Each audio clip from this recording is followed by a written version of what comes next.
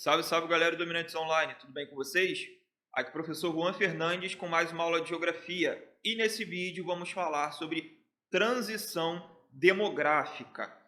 Bom, o que é transição demográfica, professor? Bom, a transição ela vai compreender a variação das taxas de crescimento e do crescimento populacional, tá? Ou seja, a gente vai enxergar ali, a partir da transição demográfica, uma dinâmica populacional, tá? E a gente vai associar essa dinâmica populacional a algumas condições que estão acontecendo num período de tempo em determinados lugares do mundo, em determinadas regiões do mundo, países do mundo.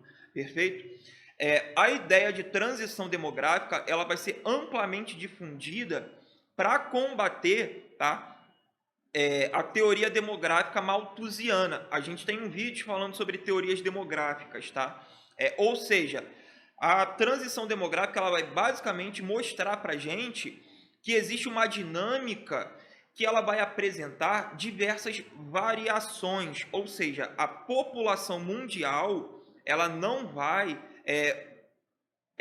ter um comportamento uniforme, tá? Não vai haver uma uniformidade nessa dinâmica, ou seja, a população no mundo ela não vai apresentar um crescimento constante, tá? Como o Malthus pregava. Então ela vai apresentar uma dinâmica que vai se alternar de acordo com alguns fatores, beleza? Bom, essas fases de transição, né, a transição demográfica, ela é dividida em 4 fases. A gente vai ter a primeira fase aqui, que é um regime clássico, tá? Ou uma pré-transição demográfica, que é quando a gente tem um crescimento vegetativo controlado. E aí, eu vou explicar, né, no slide mais para frente, o porquê desse regime clássico apresentar um crescimento vegetativo controlado, tá? A gente vai ter a segunda fase, que é a fase de explosão demográfica, ou seja, de uma população jovem num volume muito grande em um determinado país ou uma determinada região. Por quê? Basicamente porque a gente tem uma alta taxa de natalidade. Então, uma explosão demográfica, tá? Eu também vou explicar quando eu mostrar o gráfico ali das transições. A gente tem a terceira fase, que é a fase de transição, que é quando eu tenho uma população adulta, tá, crescendo. Eu vou explicar a população adulta, a população jovem, eu explico a população adulta, a população jovem, né, e a população idosa quando a gente no vídeo de pirâmide etária, beleza? Então vai lá dar uma assistida nisso. E a gente tem o quarto, né, a quarta fase, que é um regime moderno de envelhecimento da população, quando essa população já começa a envelhecer e a gente tem um grande volume de idosos, beleza? Bom, aqui eu tenho, né, o gráfico e algumas pirâmides. Ué, professor, mas você falou 4 fases e aqui tem a quinta e eu vou explicar o porquê dessa quinta surgindo aqui, tá? De fato, a gente tem 4 estágios de transição demográfica, mas os estudiosos acerca de demografia eles já apontam um quinto estágio, tá? Que é um estágio de possibilidade. Vamos lá, o primeiro estágio, ou estágio de pré-transição, tá? Vai ser um estágio onde a gente tem o crescimento vegetativo se mantendo meio que constante por conta das taxas. Mas por que isso? Porque a gente tem uma elevada taxa de natalidade, mas também uma elevada taxa de mortalidade. Então essas taxas meio que vão se anular, tá? Mas por serem muito altas, beleza? Então a gente vai ter aqui, ó, um crescimento populacional se mantendo constante, perfeito? Na segunda fase é o que a gente comumente fala ali, né, de fase de industrialização, tá? É uma fase onde a gente tem uma redução da taxa de mortalidade, tá? Uma redução bastante significativa da taxa de mortalidade e a natalidade ela vai se manter constante. Essa redução da taxa de mortalidade ela vai estar atrelada, tá bom? As melhorias principalmente médicas, as melhorias sanitárias, as melhorias de acesso a alimentos, tá? Então, essa redução da mortalidade aqui vai ser uma redução basicamente, tá?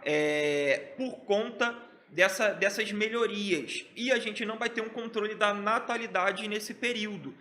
Esse estágio aqui ele está muito atrelado a um processo de industrialização e urbanização de um país. A gente tem alguns casos específicos, tá? Dessa segunda fase, que é a fase de boom na demografia, de explosão demográfica, tá? A Europa, ela apresenta, ao longo da sua história, duas passagens por essa segunda fase, tá? A primeira passagem vai ser no processo de industrialização, no século XVIII, século XIX, tá? Da segunda metade do século XVIII e no século XIX, mas a gente vai ter também um boom na demografia europeia no pós-Segunda Guerra Mundial. A Segunda Guerra ela vai gerar, né, uma elevada taxa de mortalidade, em contrapartida a gente vai ter uma redução da natalidade ali. Tá? Mas, a partir do fim da Segunda Guerra, com uma reestruturação dos países, a gente vai ter uma redução dessa taxa de mortalidade, perfeito? Se a guerra gerou uma elevada mortalidade, a gente vai ter uma redução da mortalidade aqui, no pós-Segunda Guerra Mundial, e a gente vai ter, tá, um grande volume de pessoas nascendo, principalmente a partir da reestruturação dos países, tá? E a gente vai ter uma explosão demográfica. Essa explosão demográfica vai gerar o que a gente chama de geração baby boomer, tá? É a explosão onde a gente vai ter o grande nascimento de crianças, né? Geração baby boom, tá? Por conta dessa explosão demográfica europeia. Beleza, galera? Então, isso aqui apresenta oscilações, como eu falei no início do vídeo. Não é um estágio permanente, tá? E é importante a gente lembrar que cada país vai apresentar os seus estágios de transição demográfica de maneira distinta, tá? Então, eu posso ter, por exemplo, um país A chegando já no terceiro, quarto estágio e um país B ainda no primeiro estágio, tá? Então, a gente não tem uma uniformidade dentro dessa perspectiva. Bom, a terceira fase, né, a gente vai ter a terceira fase ali com uma redução, né, ainda ali apresentando de maneira inicial uma redução da mortalidade. Depois essa mortalidade vai se manter ali constante, com uma queda muito menor, e a gente vai ter uma redução da natalidade. E essa redução da natalidade ela vai estar inserida principalmente, né, a introdução de métodos contraceptivos, a planejamento familiar, beleza? A vida na cidade se tornando mais cara por conta do processo de urbanização, um grande volume de pessoas migrando para a cidade. A gente vai ter a vida na cidade mais cara, uma vez que você não consegue...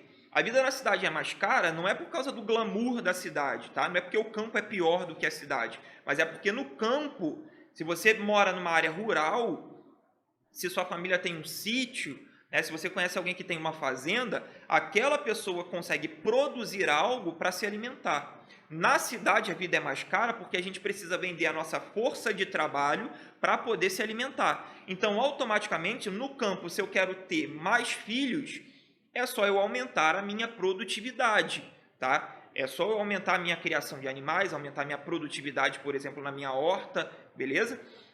Na cidade, isso não é possível. Por quê? Se eu tenho mais filhos, eu preciso trabalhar mais. Só que para eu trabalhar mais, eu tenho que ter mais empregos. Eu preciso me dedicar mais ao trabalho. E o dia ele tem um limitante de horas, que são 24 horas. Então, eu não consigo me desdobrar muito para atender as necessidades familiares. Então, automaticamente, a gente tem uma redução, tá? Dessa taxa de natalidade. Além também, né, da inserção das mulheres no mercado de trabalho. E isso vai fazer com que as mulheres culturalmente queiram ter menos filhos, uma vez que a escolha dessa mulher para ocupar uma vaga, ela também está muito associada ao planejamento familiar dessa mulher. A gente não pode esquecer essa lógica, tá? Que comumente, né, a gente escuta relatos de mulheres afirmando que numa entrevista de emprego foi perguntado para elas se elas querem ter filhos ou não. Isso está atrelado também às questões de emprego, beleza, galera? A gente vai ter aqui o quarto estágio, onde a gente vai ter essas taxas de mortalidade e de natalidade se aproximando, tá? Então a gente vai ter uma estabilização ali do crescimento populacional. Se a gente for olhar aqui, ó, o ritmo do crescimento populacional, a gente consegue perceber aqui um boom, tá? Dentro dessa perspectiva, um boom de crescimento, depois a gente vai começar a ter ali um padrão de crescimento, beleza? Então a gente vai começar esse padrão de crescimento vai possibilitar ali, né, o envelhecimento da população, beleza? Então esse envelhecimento da população vai se dar por conta da baixíssima taxa de natalidade e de uma manutenção de uma taxa de mortalidade também reduzida, tá? O quinto estágio, ele é um quinto estágio que ainda está em pesquisa. Por quê? Existem diversos países no mundo, por conta dessa baixa taxa de natalidade e do envelhecimento da população, que estimulam, tá, uma elevação dessa taxa de natalidade. E esse estímulo vai se dar, basicamente, com incentivo financeiro para que as famílias queiram ter mais filhos.